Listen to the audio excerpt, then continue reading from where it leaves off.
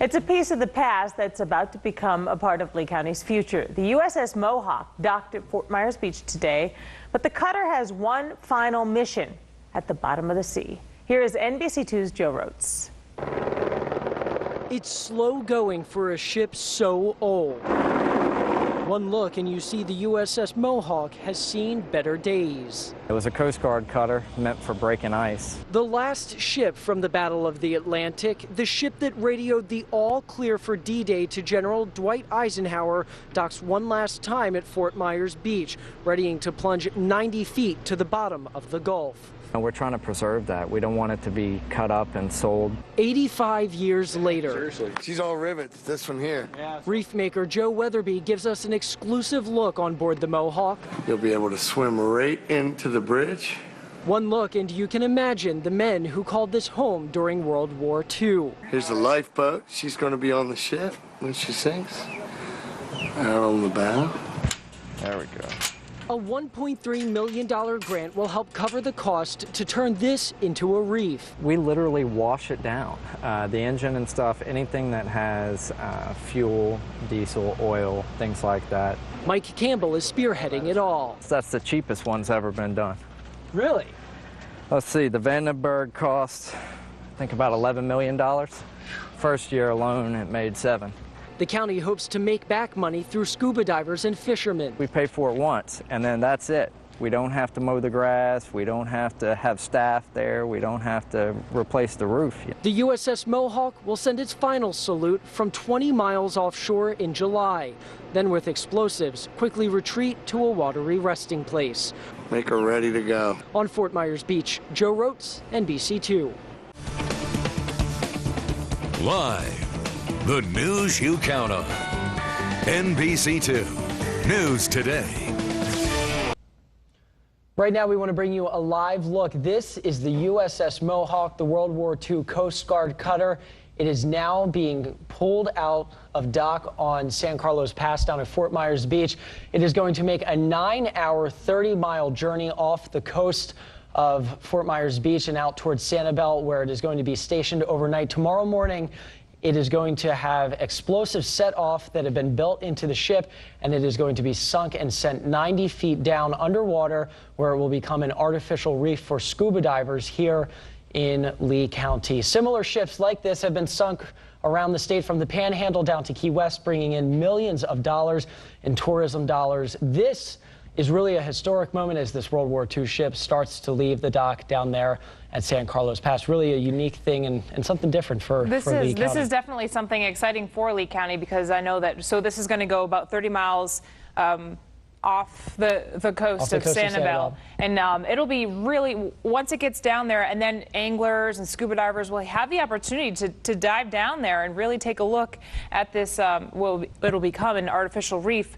So that'll help bring in, like you were mentioning, a lot of tourism dollars. And for the last 2 months, though, they've been working on that ship because they have to clean it up to make sure that it's environmentally safe to go down to the bottom of the ocean floor. Oh, I've had a chance to be out there and speak with some of the construction workers, and they say, I mean, World War II, you're dealing with a lot of oil that crew members would just glob onto machines to make sure that they would work. And if you're going to sink this off of the coast and obviously submit it to the water, you definitely want to make sure that all of that is cleaned up, because you want to be as environmentally friendly. So that's something that the county has spent a lot of time working to do. A $1.5 million grant was given to the county to ensure that this would be able to happen and make this something unique. There is nothing like this at all in Lee County, in our area, for divers to go out and do. So this will really start to create a new area for scuba divers to go out and visit, and something that the county is hoping they can be able to capitalize on in the future as more and more people come down to hopefully check this out. Obviously a very historic ship. The ship took part in World War II. It was a Coast Guard cutter and was the last ship to give the final all clear for the weather right before the D-Day invasions during World War II.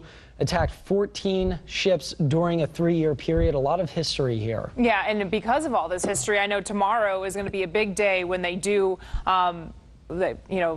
detonate all those explosives and sink it. So a lot of members from Lee County, a lot of Lee County officials will be there tomorrow because there's going to be a separate ship that'll take everybody out alongside to actually see this. Obviously not close to right next to it when it does, explode, but close enough. There's going to be a lot of people out there. Yeah, there's going to be about 130 people on a ship within about a half-a-mile distance of the ship to go out there and see it. A lot of World War II veterans. We've even been in touch with a gentleman who served on the Mohawk. He has a lot of memories, and he says that this ship has followed him home here to Southwest Florida, and he is glad to see his ship from World War II going to its final resting place out in the Gulf. All right, well, this is going to be towed away. It's going to take about 9 hours today. We'll have coverage on it today as well as tomorrow morning and all throughout tomorrow. But for now, we're going to take it over to Jason with your forecast.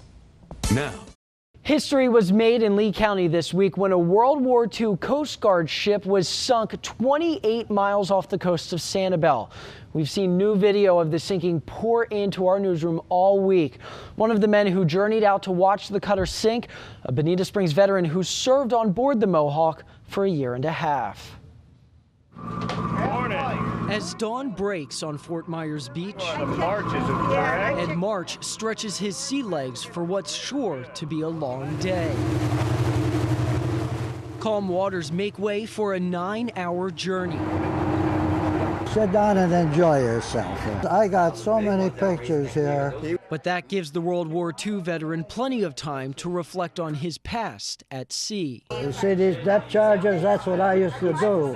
As he gets ready to say goodbye, I got pictures, I don't know. To an old friend. Take people fishing, that's what I normally do.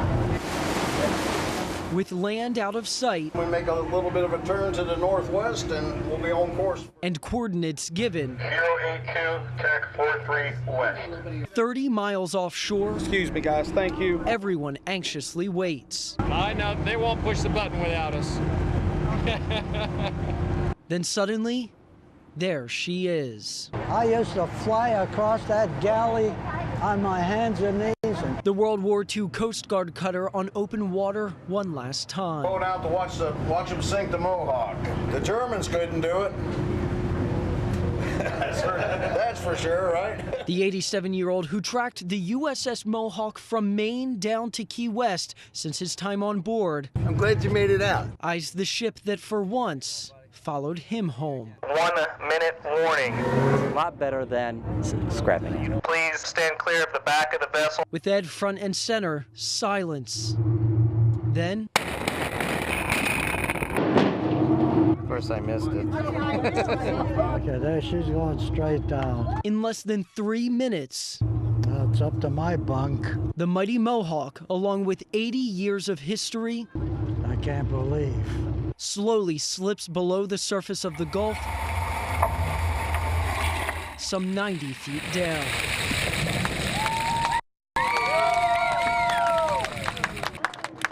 But as he heads home, I didn't sleep good, you know, just thinking about it. he'll hold this memory close to his heart. I wanted to see somebody from the Mohawk, you know, that's why I brought all my pictures.